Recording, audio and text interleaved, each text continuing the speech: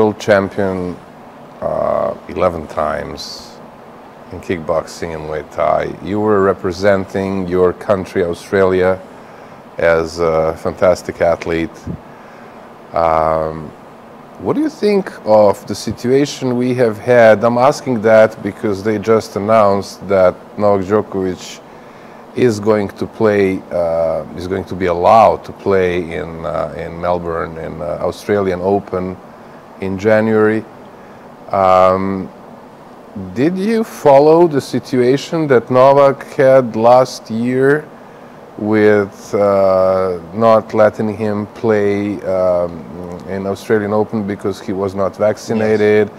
Then they even put him in that kind of holding cell. Yes. Huh? In a cell and all that stuff.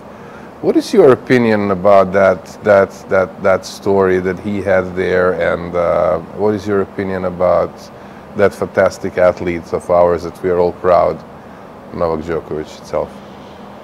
Yeah, well, the first thing that I will say is it comes back to our some of the original conversations we were having around, like, okay, well, let's be those leaders to help those people in need, to make them strong. And that's when that happened in Australia, or when the whole Australia shut down, when the whole of, because I got locked out of Australia, when the whole thing got shut down, everyone just went, okay, bend over, okay, yeah, give me the vaccine, like, don't ask questions, let's just go do it. It kind of, I felt ashamed to be Australian, to be honest with you. I felt disappointed in the Australians. I thought they were more fighters, thought they were more like, well, no, come on, mate, don't worry about that. But instead they just bowed down to the government.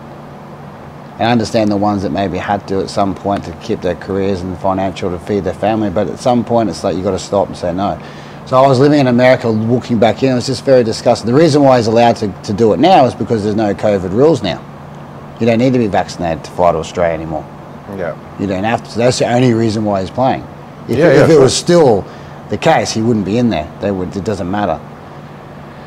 So that's a whole another sensitive subject that I don't want to go too deep in, but my personal opinion is it made me disgusted in Australia, and disgusted in how weak as a society that they're becoming, thinking that this thing they call a vaccine is the savior, and that it's okay, and they just like run around and just like, yep, no worries, and be pushed and bullied and dominate into a corner. That's the whole thing. It's like,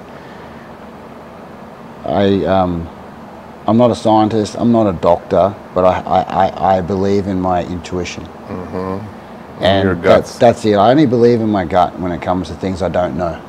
All right, I don't quote things I don't know when I talk about any kind of knowledge, when I talk about anything on my car chats, or anytime on a podcast, or anytime I speak, anytime I open my mouth. I don't just vomit words I've read but have no idea what the word means. I don't just vomit words that someone told me that I haven't actually lived it, experienced it, transformed it, and then speak about it.